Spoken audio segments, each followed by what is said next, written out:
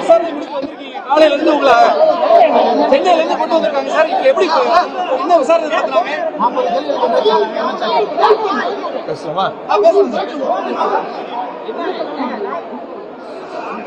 நேற்றைக்கு திராவிட முன்னேற்ற கழகத்தின் சார்பாக தஞ்சாவூர்ல விவசாயிகளுக்கு ஆதரவாக ஒரு மிகப்பெரிய ஆர்ப்பாட்டத்தை திராவிட முன்னேற்ற கழகத்தின் சார்பாக எங்கள் தலைவர் அவர்கள் அறிவிச்சு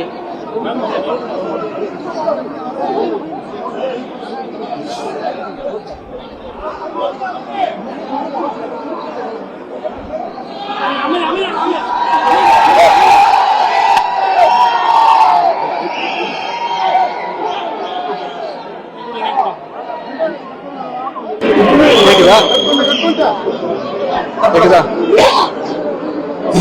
திராவிட முன்னேற்ற நேற்று விவசாயிகளுக்கு ஆதரவாக ஒரு மிகப்பெரிய ஆர்ப்பாட்டத்தை நேற்று நடத்தி காட்டினோம். எங்களுடைய தலைவருடைய உத்தரவுக்கு நடத்தி காட்டினோம். நானும் கலந்துட்டு அதை பேசினேன். என்னோடு சேர்த்து எங்களுடைய கூட்டணி கட்சி தலைவர்கள், விவசாய சங்க நிர்வாகிகள், விவசாயிகள், பொதுமக்கள் நிறைய பேர் அதை கலந்துக்கிட்டு சிறப்புரையாற்றினாங்க. நான் கிட்டத்தட்ட ஒரு 25 நிமிஷம் அதில் பேசினேன். முழுக்க முழுக்க இந்த ஆட்சி அமைஞ்ச பிறகு விவசாயிகளுக்கு என்னென்ன விதமான துரோகங்களை செஞ்சிருக்கிறாங்க, தேர்தல் வாக்குறுதின்னு பொய் வாக்குறுதிகள் சொல்லி விவசாயிகளை எப்படி ஏமாத்திருக்கிறாங்க, மேகதாது அணை கட்டுவதற்கு கர்நாடக அரசு மிக தீவிரமாக முயற்சி பண்ணிட்டு இருக்கு. அங்க இருக்கக்கூடிய முதலமைச்சர் அனைத்து கட்சி கூட்டத்தை கூட்டி மேகதாது அணை கட்டுவோம் அப்படின்னு தொடர்ந்து சொல்லிட்டு இருக்கிறாரு. தமிழ்நாட்டுக்கு திறந்து விட வேண்டிய தண்ணியும் திறந்து விடல. எங்களுடைய தலைவர் முதலமைச்சராக இருக்கும்போது ஒவ்வொரு மாசமும் ஜூன் மாசம் 12ஆம் தேதி மேட்டூர் அணையிலிருந்து தொடர்ச்சியா சொல்ல போற சில ஆண்டு ஜூன் 12க்கு முன்னாடியே எங்களுடைய தலைவர் விவசாயிகளுக்காக தண்ணியை திறந்து விட்டு இருக்கிறாங்க. ஆனா 5 வருடங்களுக்கு பிறகு இந்த வருஷம் ஜூன் மாசம் போய் ஜூலை மாசம் போய் இப்ப ஆகஸ்ட் மாசம் வந்துச்சு. இது வரைக்கும் தொடங்கல. அதற்கான வக்கில்லை. இந்த அரசுக்கு தண்ணியை கேட்டு பெறுவதற்கு வக்கில்ல, கர்நாடகாவை எதிர்த்து பேசுறதுக்கு வக்கில்ல, தைரியம் இல்ல, தெம்பு இல்ல. எனவே இந்த முதலமைச்சர் இதற்கெல்லாம் பதில் சொல்ல வேண்டும். சட்டசபையில பேசும்போது சொன்னேன், அனைத்து கட்சி கூட்டத்தை கூட்டுங்க. இது ஒரு தனிப்பட்ட கட்சியுடைய பிரச்சனை கிடையாது. இது ஒரு நம்ம மாநிலத்துடைய அனைத்து விவசாயிகளுடைய பிரச்சனை. நம்ம அனைவரும் ஒன்றாக சேர்ந்து போராடுவோம், நம்ம ஒத்துமையை காட்டுவோம்னு தொடர்ந்து நான் சொன்னேன். அதற்கும் பதில் சொல்லல. இதையெல்லாம் நேற்று வலியுறுத்தி, அது மட்டும் இல்ல, ஒவ்வொரு அமைச்சரும் இந்த 3 மாத காலங்களில் என்னென்ன பண்ணிட்டு இருக்கிறாங்கன்னு ஆதாரத்தோடு குறிப்பிட்டு பேசினேன். அதற்கெல்லாம் பதில் சொல்றதுக்கு தெம்பு இல்லாத, திராணி இல்லாத, வக்கில்லாத ஒரு முதலமைச்சர், ஒரு டம்மி முதலமைச்சர் நமக்கு வாச்சிருக்கிறார். அதெல்லாம் விட்டுட்டு நான் பேசாத ஒரு விஷயத்த கட் காப்பி பேஸ்ட் பண்ணி சில விஷயங்களை ஆட் பண்ணி, நான் யாரையும் தவறாக பேசவில்லை. முழுக்க முழுக்க விவசாயிகளுக்காக தான் பேசினேன். நேற்று பேசும்போது சொன்னேன், இந்த அரசு, குறிப்பா இந்த கட்சியை, இந்த தற்கொலை கூட்டமே அவங்களுடைய பாலிசியே வந்து டைவர்ஷன் டாக்டிக்ஸ் தான். முழுக்க முழுக்க ஃபேக் நியூஸ், டைவர்ஷன். ஏதாவது ஒரு பிரச்சனை மாநிலத்தில் எழும்போது அதை டைவர்ட் பண்றதுக்கு வேற ஏதாவது ஒரு பிரச்சனை எடுக்க வேண்டியது, முதலமைச்சர் ஒரு போட்டோ ஷூட் நடத்த வேண்டியது, திமுகவுடைய திட்டங்களை போய் சுத்தி பார்க்க வேண்டியது, போஸ்ட் கொடுக்க வேண்டியது, ரீல்ஸ் போடுறது, அமைச்சர்கள், சட்டமன்ற உறுப்பினர்கள் பள்ளிக்கூடத்துக்கு போய் அங்க இருக்கக்கூடிய மாணவர்கள் எல்லாம் வர சொல்லி அவங்க கட்சி பேரை சொல்லி கோஷம் போட சொல்லி அதை ரீல்ஸா போடுறது, அவங்களுடைய சட்டமன்ற உறுப்பினர்கள் மேல அவங்களுடைய நிர்வாகிகளே இதுவரைக்கும் பல்வேறு குற்றங்களை சொல்லியிருக்கிறாங்க, பாலியல் குற்றங்கள் சொல்லியிருக்கிறாங்க. அதற்கெல்லாம் இதுவரைக்கும் எந்த நடவடிக்கையும் எடுக்கல.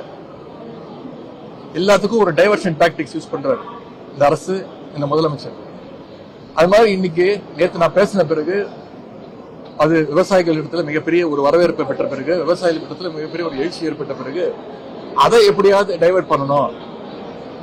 நாளைக்கு சட்டமன்றம் வேற ஆரம்பிக்கும் போது சட்டமன்றத்தில் நிச்சயம் இந்த டாபிக் பேசுவாங்க, எதிர்கட்சி இந்த பிரச்சனையை எழுப்போம் அப்படின்னு தெரிஞ்சுட்டு அதை முடக்கணும்னு டைவர்ஷன் டாக்டிக்ஸாக இன்னைக்கு காலையில நான் பேசாத ஒரு விஷயத்த பேசுனதா பிரிச்சு கட் காப்பி பேஸ்ட் பண்ணி அதை நேஷனல் மீடியா வரைக்கும் கொடுத்து பரவ வச்சு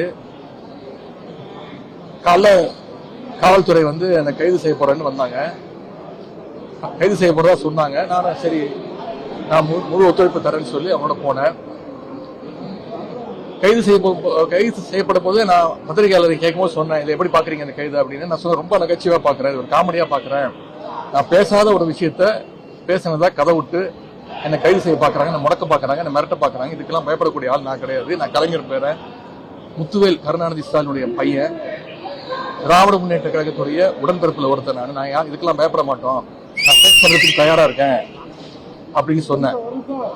அதே மாதிரி கோர்ட்டுக்கு போய் என்ன சொல்லியிருக்காங்க அரசு வழக்கறிஞர், அவரை கைது செய்யற நோக்கமே எங்களுக்கு கிடையாது, ஜஸ்ட் விசாரணை கூட்டு போறோம் அப்படின்னு சொல்லி அரசு செலவுல மக்கள் வரி பணத்துல கிட்டத்தட்ட ஒரு 3000 காவலர்கள் பாதுகாப்போடு ஒரு டெரரிஸ்ட கூட்டு போற மாதிரி சென்னையிலிருந்து சாலை வழியாக 400 கிலோமீட்டர் தஞ்சாவூர் வரைக்கும் கூட்டிட்டு போய்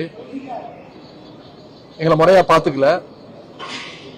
தஞ்சாவூர் கூட்டிட்டு போனோம். ஆனா தஞ்சாவூர் கூட்டிட்டு போகாம நடுவில் செங்கிப்பட்டின்னு ஒரு காவல் நிலையத்தில் இறக்கி அங்க விசாரணைன்ற பேர்ல பல கேள்விகளை கேட்டு இன்னைக்கு அமுச்சு வச்சிருக்கிறாங்க. இதை நாங்க சட்டப்படி நிச்சயமா இதை சந்திப்போம். நான் இந்த நேரத்தில் கூறிக்கொள்ள விரும்புவது, நான் எந்த விதமான ஒரு தவறான எண்ணத்துல நேற்று பேசவே இல்லை. யாரையும் புண்படுத்தணும், யாரையும் தாழ்த்தி பேசணும், குறிப்பிட்டு சொன்ன பெண்களை தாழ்த்தி பேசணும்னு துளி கூட என்னுடைய மனசுல அது கிடையாது. உடனடியா பேசி முடிக்கணும். துளி கூட அது எண்ணம் கிடையாது.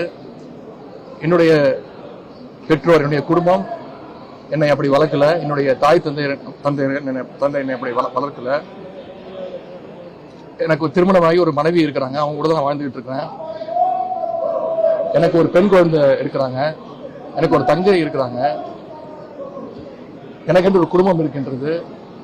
தமிழ்நாடு இருக்கக்கூடிய ஒவ்வொரு தாய்மாரையும் என்னுடைய குடும்பமாக, என்னுடைய தாயாக, என்னுடைய தங்கையாக நான் அப்படிதான் நான் நினைச்சிட்டு இருக்கிறேன். இந்த பொய் வழக்கு போட்டு என்னை பயமுறுத்தலான்னு இந்த அரசு நினைச்சாங்க. அதற்கெல்லாம் பயப்படக்கூடிய ஆள் நான் கிடையாது. இந்த நேரத்தில் என்னுடைய கைதை கண்டித்து திராவிட முன்னேற்ற கழகத்தை சேர்ந்த முன்னோடிகள், கழக உடன்பிறப்புகள் பல இடங்கள்ல மறியல் செஞ்சு ஆர்ப்பாட்டம் செஞ்சு கைது செய்யப்பட்டிருக்கிறாங்க. அவங்களுக்கு இந்த நேரத்தினுடைய அவங்க என் மீது வச்சிருக்கக்கூடிய அந்த அன்புக்கும் பாசத்திற்கும் நான் தலைவணங்குகிறேன். அவங்களெல்லாம் விரைவில் விடுதலை செய்யணும்னு நான் இந்த அரசை வற்புறுத்தி கேட்டுக்கொள்கின்றேன். அதே மாதிரி எங்களுடைய தலைவர்கள், எங்களுடைய பொதுச் செயலாளர், எங்களுடைய தலைவர், முதன்மை செயலாளர், என்னுடைய வழக்கறிஞர் அணி, சட்டமன்ற உறுப்பினர்கள் அத்தனை பேரும் என் கூட இருந்தாங்க. அவங்களுக்கு இந்த நேரத்தினுடைய நன்றியை நான் தெரிவிச்சுக்கிறேன். என்னுடைய கூட்டணி கட்சி தலைவர்கள் அவங்க வந்து இந்த கைதை புரிஞ்சுக்கிட்டு நான் என்ன பேசினேன், ஏன்னா எங்களுடைய கூட்டணி கட்சி தலைவர் அனைவரும் நேற்று என்னோட அந்த கூட்டத்தில் என் கூட பங்கேற்று அவங்களும் சிறப்புரையாற்றுறாங்க. அவங்களாம் தான் சாட்சி நான் பேசுனதுக்கு.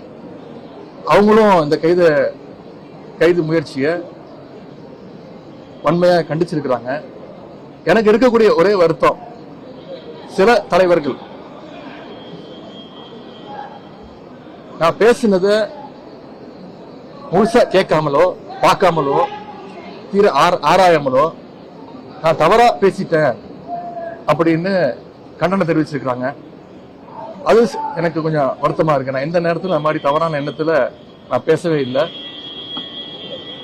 விவசாயிகளுக்கு ஆதரவாக பேசினதுக்காக இந்த தரங்கட்ட அரசு கைது செஞ்சிருக்கிறாங்க. நான் மீண்டும் சொல்றேன், இந்த கைதுக்கு நான் பயப்பட மாட்டேன். இன்னும் 100 முறை பேசுவேன், மீண்டும் பேசுவேன். அதுல சில பேர் சொல்லியிருக்கிறாங்க நான் இரட்டை அர்த்தத்துல பேசிட்டேன், டபுள் மீனிங்ல பேசிட்டேன் அப்படின்னு சொல்லியிருக்கிறாங்க. நான் நிச்சயமா டபுள் மீனிங்ல எல்லாம் பேசவே இல்லை. நான் ஒரே மீனிங்ல தான் பேசினேன், சிங்கிள் மீனிங்ல தான் பேசினேன், மீண்டும் பேசுவேன். கடந்த கால ஆட்சிகள்ல அரசு எடுத்த முயற்சினால, எங்களுடைய தலைவர் எடுத்த முயற்சினால காவிரியில தண்ணீர் திறந்து விடப்பட்டு விவசாயிகளுக்கு தண்ணீர் வந்திருக்கு. இந்த முறை தண்ணீர் வரல, காவிரிக்கு தண்ணீர் வரணும். இதைத்தான் நான் பேசினேன், இதை மீண்டும் மீண்டும் நான் பேசுவேன். எனவே இந்த மாதிரி பொய் வழக்குகளுக்கெல்லாம் பயப்பட போறதில்ல.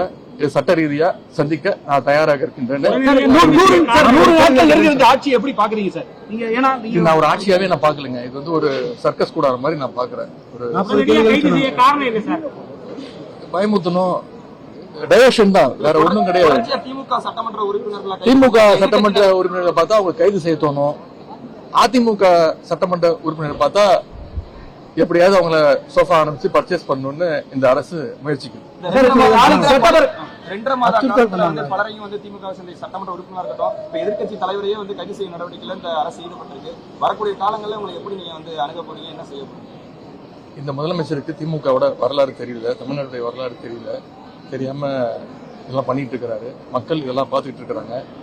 நிச்சயம் மக்கள் இதற்கான பதில தர வேண்டிய நேரத்துல நிச்சயம் தருவாங்க.